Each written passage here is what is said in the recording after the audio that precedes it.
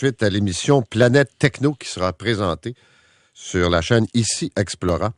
Demain, il y aura un reportage, et demain soir à 19h, où on découvre finalement que des appareils cellulaires, les fameux téléphones cellulaires qu'on change et qu'on pense en principe que ces appareils sont recyclés et que nos informations ont disparu, bien, dans les faits, il y a quand même un bon nombre d'appareils, il y a donc un test qui a été fait, qui contiennent encore des informations. J'en parle avec Philippe Bénard, qui est président et fondateur de la compagnie Electrobac, qui est une compagnie de recyclage et de reconditionnement de téléphones mobiles. Monsieur Bénard, bonjour.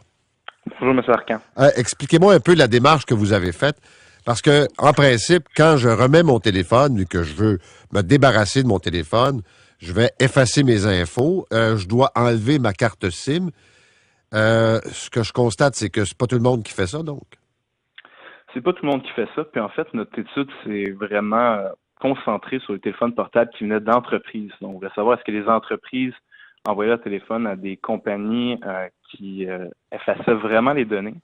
Puis on a fait un test, on a fait un échantillon, on a acheté de ces compagnies qui recevaient les téléphones, plus d'une vingtaine d'appareils, puis on s'est rendu compte que à peu près 40% d'entre eux avaient encore des données de l'utilisateur précédent sur l'appareil. OK. Quelle sorte de données?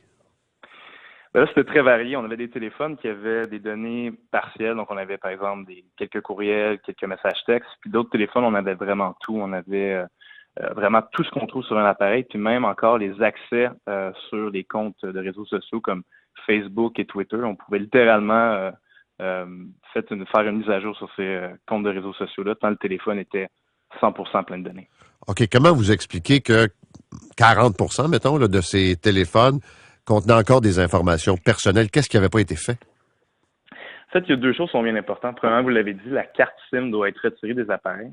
Et deuxièmement, les téléphones portables doivent être convenablement effacés. Puis ça veut dire que ça prend des logiciels spécialisés pour effacer les données, puis brouiller les anciennes données et aussi réinscrire de nouvelles données sur l'appareil, des données bidons, pour faire en sorte que si on prend un logiciel espion ou si on essaie d'aller rechercher les données, ben c'est tout simplement impossible.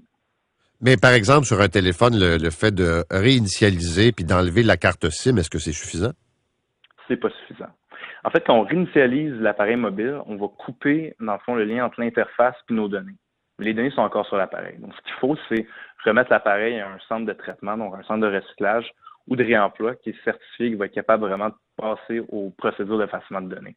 Si le téléphone est recyclé, ben, il va y avoir une destruction physique de l'appareil, donc les données sont détruites. Mais si notre téléphone va être reconditionné, il faut s'assurer qu'on le remet à un centre qui a l'expertise justement d'utiliser ces logiciels-là. OK, mais est-ce que...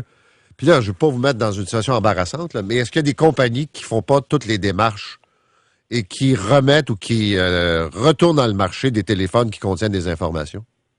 Absolument. Ce qu'on a vu, c'est, on a fait un échantillon avec deux compagnies, une québécoise et une qui vient de l'ouest du Canada.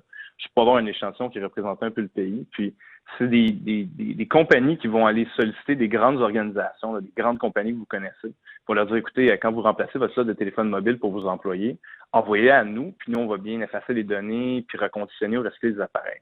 Puis, ce qu'on a vu, c'est qu'ils promettent quelque chose, puis font totalement le contraire. Quand on a un taux de succès de seulement 60%, c'est complètement inacceptable. Mais ils ont une obligation légale. Est-ce que c'est encadré? Il y a une loi? Est-ce que c'est supervisé de faire cette démarche-là au complet?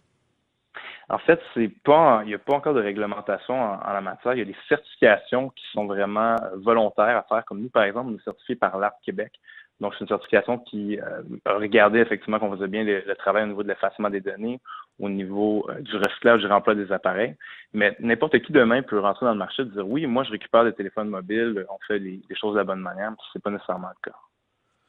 Il y a un auditeur qui me pose une question. Vous avez peut-être trouvé ça un peu radical, là, mais est-ce qu'il ne serait pas mieux de mettre un coup de massue ou de marteau sur le téléphone puis le faire disparaître?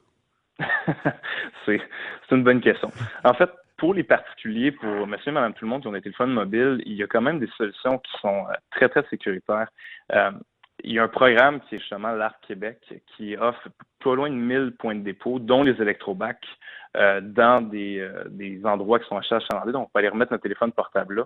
Tous les recycleurs vont ramasser les téléphones, ont été certifiés. Donc, toutes ces mesures-là ont été vérifiées chez eux.